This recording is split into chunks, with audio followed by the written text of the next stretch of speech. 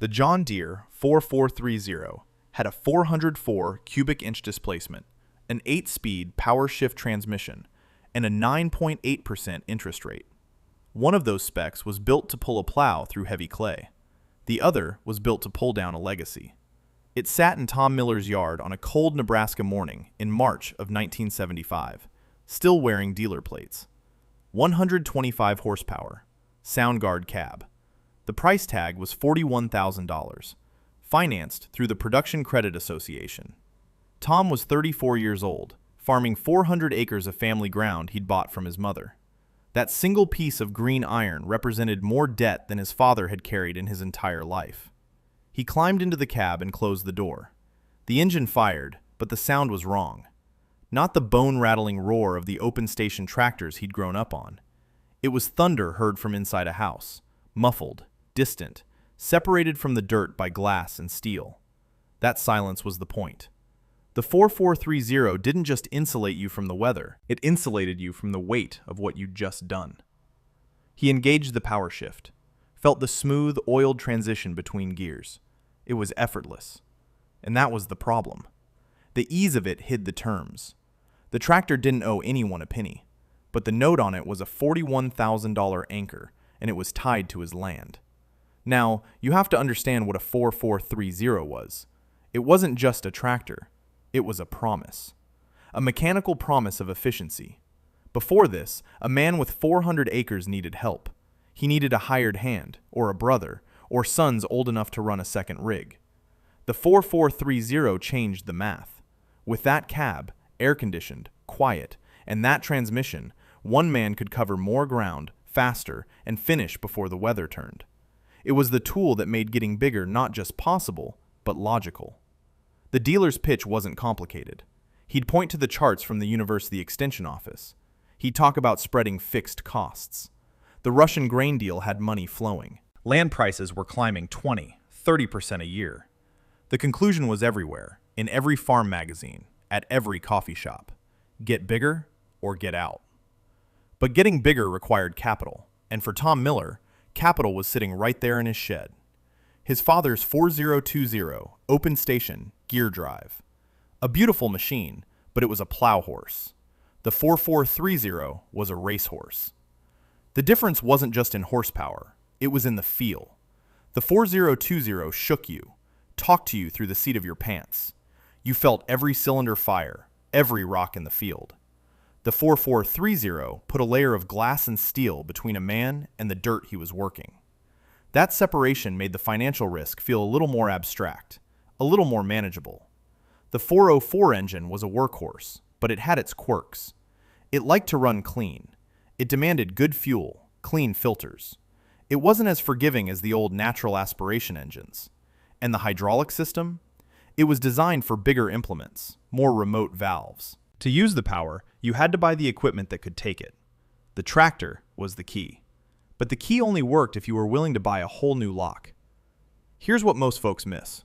The tractor wasn't the trap. The tractor was just the key that turned the lock. The real mechanism, the real engine of the debt, was the land.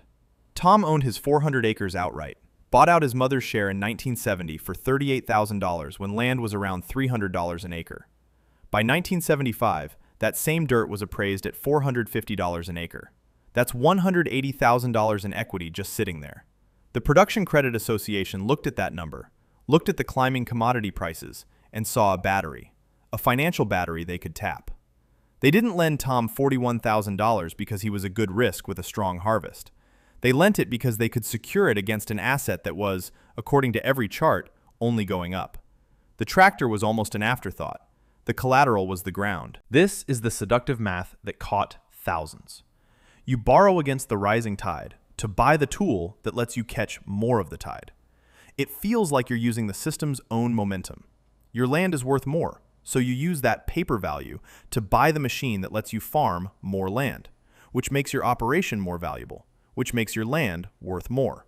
It's a perfect closed loop, as long as the tide keeps rising. Tom signed the papers in the PCA office. The interest rate, 9.8%, seemed high. But corn was over $2. Wheat was pushing $4. When you're grossing that kind of money, a 10% note feels like a cost of doing business, a toll on the road to something bigger. He drove home, the new tractor on a dealer's trailer behind him. He didn't see the $41,000 note. He saw the next 10 years. He saw himself farming his 400 acres in half the time. He saw himself renting the Johnson place down the road. He saw efficiency. He saw a future that wasn't a struggle against worn-out iron. But leverage is a funny thing. In the shop, it's a cheater bar on a wrench. It lets you apply a little force to break a big bolt loose. But if the bolt is seized or the threads are corroded, that same leverage can snap the head right off. You're left with a bigger problem than you started with. Tom had just slid a 6-foot cheater bar onto his financial life. He was about to lean his whole weight into it. And the weather, the markets, and a man named Paul Volcker were waiting on the other end of that bolt. The 4430 had been in the shed for 3 months when the opportunity landed. Not in the mail, but over the fence. Harold Sanderson was selling out. 800 acres, 3 miles south. Harold was 72, no kids interested, and he wanted to retire while the getting was good. He wanted $400,000 for the whole package. The land, a decent house, 2 steel grain bins, a machine shed, and a working set of equipment, including a 72 International 1066. Tom looked at the numbers from every angle. The Federal Land Bank would finance 80% at 9.5%. He'd need an $80,000 down payment, money he didn't have. But his 400 acres were now worth $180,000. The PCA had only tapped $41,000 of that. He still had nearly $140,000 in equity sitting there, unused. He could borrow another $60,000 against it for the down payment. The total debt would be breathtaking. $360,000 between the land and the operating loans. But he'd control 1,200 acres. He'd own 800 outright, and he'd have the 4430 and the 1066 to farm it. The risk was a cold knot in his gut.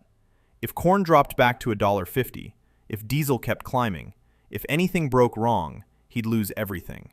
Not just the new land, the original 400 too. He asked his wife, Ellen, what she thought. They sat at the kitchen table with a pencil and a notepad, running the scenarios. She didn't say yes, and she didn't say no. She looked out the window toward the shed. That new tractor, she said, it's not a tool for the farm we have. It's a tool for the farm you want. If we're going to bet, we should bet when everyone else thinks it's safe. That's when the terms are good. Smart woman. Tom bought the Sanderson place in June of 1975. By harvest, he was farming 1,200 acres with one hired man. The 4430 ran dawn till dusk, the air conditioner fighting the late summer heat. The corn yielded 128 bushels to the acre that fall. At $2.20 a bushel, Tom grossed over $250,000. After expenses, loan payments, and setting aside operating capital, he cleared $43,000. In 1970, farming 400 acres with used equipment, he'd cleared 12. Now, here's where most stories go wrong. They think this is where you double down. You take that profit, and you go buy another tractor, rent more land, stretch further. That's the natural impulse. The tide is high. You build a bigger boat. Tom did the opposite. He took that $43,000 and he started paying down the PCA note on the 4430. He treated the operating loan like a cracked head gasket, something to be fixed before it blew. While neighbors were leveraging their appreciated land to buy more ground, Tom was tightening bolts. He was reducing his exposure. By the end of 1977, he'd paid off the $41,000 he borrowed for the tractor. He still owed over $300,000 on the land, but eliminating that operating loan freed up thousands a year in interest.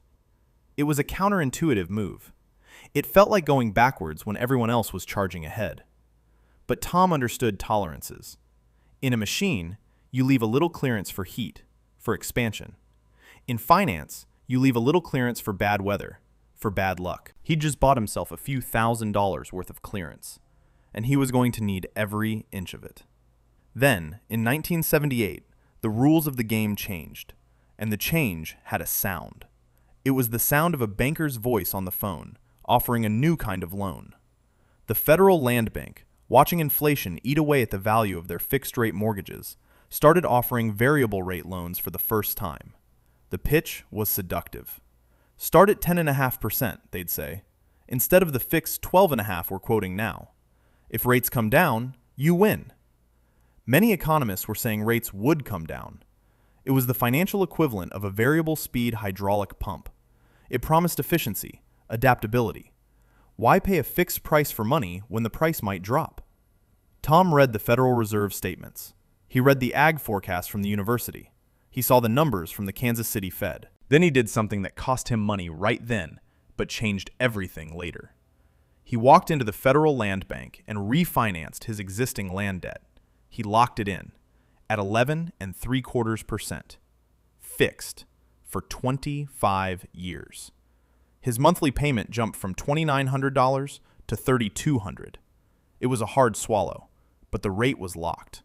No matter what happened with inflation, with oil, with Washington, Tom knew exactly what he owed every month for the next quarter of a century.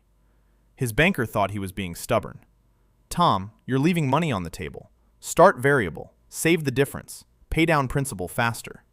But Tom had been a mechanic before he was a full-time farmer. He'd seen what happens when you don't torque a bolt to spec, when you guess. You can't torque a bolt, he told the banker, to a spec that keeps moving. 6 months later, the Iranian Revolution shook the world. Diesel hit $1 a gallon. Then, in the spring of '79, the new chairman of the Federal Reserve, Paul Volcker, made a decision that would break the back of inflation, and break a lot of farmers in the process. He let interest rates run. He let them find their own level, no matter how high. Variable rate loans that started at 10.5% climbed to 13, then 15, then 17. You have to understand what that does to the math. A farmer who borrowed $100,000 saw his annual interest bill jump from $10,000 to $17,000 in 18 months. An operation that was profitable at 10% was bleeding at 17. The pump was running, but the financial fluid wasn't moving. It was cavitating, a destructive, air-eating whirlpool in the lines. Tom's payment stayed at $3,200 a month, while his neighbors were at the bank, white-faced, trying to restructure debt that was restructuring them. Tom was in his shop, changing oil on the 4430. The fixed rate was his mechanical spec. It was the tolerance he'd built into the system. And as the heat rose everywhere else, that cool, known number was the only thing that kept his engine from seizing. The sound of the seizure wasn't metal on metal. It was the silence of an auction yard after the last bid. It was the quiet click of a farmhouse door locking for the final time. Tom watched it happen, one neighbor at a time. The Patterson place went first, in February of '82. 1,100 acres. Good land. Harold Patterson had expanded in '79, financed with a variable rate note from the Federal Land Bank. When Tom's payment was locked at $3,200, Harold's had climbed past $5,000 a month. The math stopped working. The land sold for $420 an acre, half of what it was worth at the peak. The bank took a loss. Harold walked away with nothing and moved to Omaha to work construction. Tom didn't bid. Not yet. Then the Hoffmeister place, that August. 900 acres. Same story. Variable rate debt from '78 that ballooned beyond any possible crop revenue. Tom went to that auction.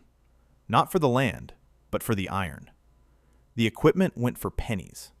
A 1979 International 1086 tractor with less than 1,500 hours sold for $18,000. It had cost $42,000 3 years earlier. A 1480 International Combine went for $31,000. Tom bid with cash from a savings account, money he had because he hadn't overextended. He bought both machines. Together, they'd have cost over $80,000 new. He paid $49,000. He drove them home, this nearly new fleet, and parked them next to the 4430. The 4430 looked old suddenly. Its green paint faded next to the red. But it was paid for. That was the difference. This was the financial cavitation they'd all been warned about. The pump, the farm, was still running. The engine was turning. But the debt was the fluid in the lines, and the interest rate was the air that got into the system. Once it started sucking air, the pressure died. No matter how fast the pump spins, It can't move anything. It just destroys itself from the inside out. That's what was happening up and down the county. Operations were seizing up, not from lack of effort, but from a vacuum in the lines they couldn't see. The phone call came on a Thursday afternoon in November. William Dresser owned the 1,600 acres adjacent to Tom's southern line. Tom knew the name from the rumor mill. Dresser was 61. He'd expanded aggressively in 78 and 79. His voice on the phone was flat. "I need to talk to you about something. Can you come by?" Tom drove over that evening. They sat in Dresser's kitchen. The coffee was already made. Dresser didn't waste time. "I'm done. The bank's going to take this place by March if I don't sell it first. I owe them $480,000. The land's worth maybe $600,000 if we're lucky." He paused, looked at his hands. "I'm 61 years old, and I'm about to lose everything I spent 40 years building." Then he looked at Tom. "But if someone bought it before the bank forecloses, I'd walk away with something. Maybe $100,000 after everything's paid. Enough to retire without being completely broke." Tom knew where this was going. "You want to know if I'm interested?" "I know you are," Dresser said. "Question is whether you can swing it." Tom ran the numbers in his head. 600,000 for 1,600 acres. He'd need 120,000 down. He had maybe 90 in liquid savings. He'd need to borrow another 30 against his existing equity. His total debt would jump from about 280 to over 600,000. His payment would more than double. He'd need more help, more equipment. It was exactly the kind of expansion that had destroyed Patterson and Hofmeister and was now breaking Dresser. Except for one thing. Interest rates had peaked. The Federal Reserve, having broken inflation, was signaling rate cuts. Fixed-rate loans that had been 17% in '81 were now available at 14%. Still high, but the direction had changed. And Tom would be buying at distress pricing. $375 an acre. Land had sold for $600 at the peak. Even now, comparable sales were $420. He was being offered a chance to buy the neighbor's cracked block for the price of the scrap iron. But only if his own block was sound enough to handle the torque. He looked at Dresser. "I need to run this by my banker and my wife. Give me 3 days." The conversation with the Production Credit Association was surprisingly simple. Tom's loan history was perfect. His debt-to-equity ratio was conservative. His fixed-rate obligations meant he'd weathered the storm better than 90% of their borrowers. They'd finance the deal at 13.5% if he put down 20. The conversation with Ellen was the real test. They had 2 kids now, 8 and 6. Taking on another $350,000 in debt meant another 20 years of risk. If prices collapsed, if he got hurt, they'd lose everything. But Ellen had been watching the same auctions. She'd seen the families leave. She looked out the window toward the Dresser land. "If we're going to do this," she said, her voice quiet, "we do it now, while land is cheap and terms are improving. We don't do it 3 years from now when everyone else realizes the bottom has passed." He bought the Dresser place in January of 1983 for $600,000. He borrowed the down payment against his equity, took a new federal land bank loan at 13.5%, and suddenly owned 2,400 acres outright. His monthly land payment was now $6,000. His total exposure was over $750,000. He stood in his machine shed, looking at the row of tractors. The old 4430, the 1066, the newly auctioned 1086. The 4430 was the smallest of them now, but it was the only one that didn't have a note attached. In the roar of the debt, it was the only thing that was quiet. The 1983 harvest proved the model. Tom farmed all 2,400 acres he owned. The weather cooperated.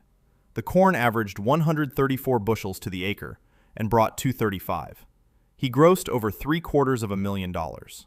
After paying for diesel that cost over $1 a gallon, seed, chemical, fertilizer, the 2 new hired men, the equipment repairs, the interest, the taxes, and just living, he cleared $91,000. He'd never seen that kind of money in 1 year. More importantly, he'd proven the scaled machine could work. 2,400 acres, modern equipment, fixed-rate debt serviced by consistent revenue. The Dresser land had different soil than his original ground. Some heavier clay that held moisture, some sandier loam that drained fast. That diversity spread the risk. A wet year might hurt the heavy ground, but help the sandy. A dry year reversed it. He wasn't just farming more acres, he was farming a more resilient system. Now, here's where the pattern of the next 2 years got written into the county's history books. Between 1983 and 1985, Kearney County saw 14 more farm auctions.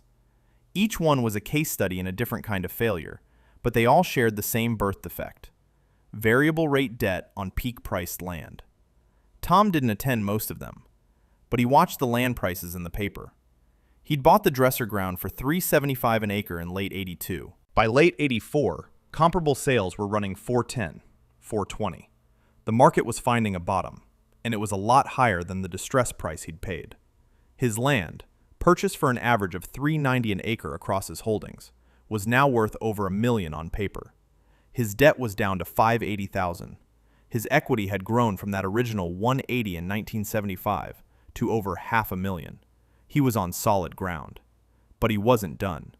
Because the real growth, the move that would cement everything, came from understanding that the recovery had begun before most people had the courage to believe it. The call came in late 1984. The McGovern estate, 2,200 acres, owned by an elderly widow who'd passed. Her 3 children, none of them farmers, wanted to liquidate. The land was decent, not premium, but its location was perfect. It connected 2 chunks of Tom's existing operation. The estate attorney was holding a sealed bid auction. Tom drove the ground. He walked the fence lines. He knew what it was worth. He also knew what it was worth to him. 16 other farmers submitted bids. The highest anyone expected was around $400 an acre, maybe $420 for the whole package. The land was still bruised from the crash. Most bidders were cautious, their tolerance for risk shattered. Tom sat at his kitchen table with Ellen. He filled out the bid form. He didn't bid $400. He didn't bid $420. He wrote down $460 an acre for the entire 2,200 acres. $1,012,000. Ellen watched his pen. "That's a premium," she said. It wasn't a question. "It is," Tom said. "But the PCA and the land bank are offering new loans at 11 3/4, lower than what I'm paying now. I can refinance, pull out some equity for the down payment. The cash flow works." He put the pen down. "More than that, the PIK program worked. Grain stocks are down. Prices are firming. This depression is ending. The ones who buy now, before everyone else is sure, are the ones who own the next 20 years. He mailed the bid. The estate attorney called him a week later. "Mr. Miller, your bid was $93,000 higher than the next closest offer." The man paused. "Are you certain you want to proceed at this price?" Tom looked out his window. Past the yard, past the machine shed where the 4430 sat, to the fields that were his. He thought of the sound that tractor made. Not the wet sigh of failure, but the clean, expensive rumble of a calculated risk. "I'm certain," he said. He closed on the McGovern estate in February of 1985. His total land holdings now stood at 4,600 acres owned outright. His debt peaked at $1.4 million. His monthly land payment was over $11,000. His operation employed 4 full-time men. He owned 8 tractors, 2 combines, and enough grain storage for 400,000 bushels. But the numbers that mattered weren't on his balance sheet. They were in the county recorder's office. 14 auctions between '83 and '85, each one a failed machine.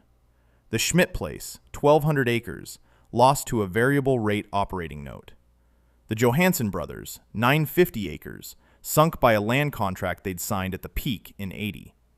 They weren't statistics. They were families Tom had bought parts from, shared a fence line with. Their failure wasn't an accident. It was a pattern. The birth defect was always the same. Debt with moving specs, financing a dream that had a fixed expiration date. Tom watched from solid ground. His debt was fixed. His equity was growing because he'd bought when others were forced to sell. He had become the thing the extension office charts predicted, a survivor. But survival in that decade meant you fed on the wreckage of your neighbors. Every acre he now owned was an acre someone else had lost. There was no victory in it, just the grim mechanics of a financial harvest. By 1985, the 443 was 10 years old. It had thousands of hours on it. The paint was faded, the seat cracked. It was no longer the star of the shed. It sat between the bigger, newer tractors, looking almost small, obsolete. Tom walked past it one evening after shutting down the big four-wheeler. He stopped. He put a hand on the fender, cold from the spring air. He thought about the sound it made that first morning, that clean, expensive rumble that promised so much. The tractor wasn't the trap. He understood that now. The trap was the terms it invited. The trap was the seductive math that said a tool that efficient demanded more ground to justify itself. The 443 was just a lever, a beautifully machined green and yellow lever, and Tom had used it to move the world. But levers don't care what they move. They don't care if you're lifting a boulder or prying your own life apart. They just transmit force. The lesson was in tolerances. The tractor had mechanical tolerances, clearances between piston and sleeve, between gear teeth. Run it too hot, too lean, and you weld it together. The financial terms had tolerances too. A fixed rate was a known spec. A variable rate was a guess. And when the whole system overheated, the things built on guesses were the first to seize. The 443 didn't owe anyone a penny. The note did. The machine was just the relic left behind, a monument to both the ambition and the discipline that followed. The door clicked shut on the machine shed. Inside, the old iron sat in the dark. It didn't owe anyone a penny. The note did. So when you hear that diesel rumble, you tell me, do you hear horsepower or do you hear interest? Subscribe if you believe the old ways of fixing things and financing them are worth remembering.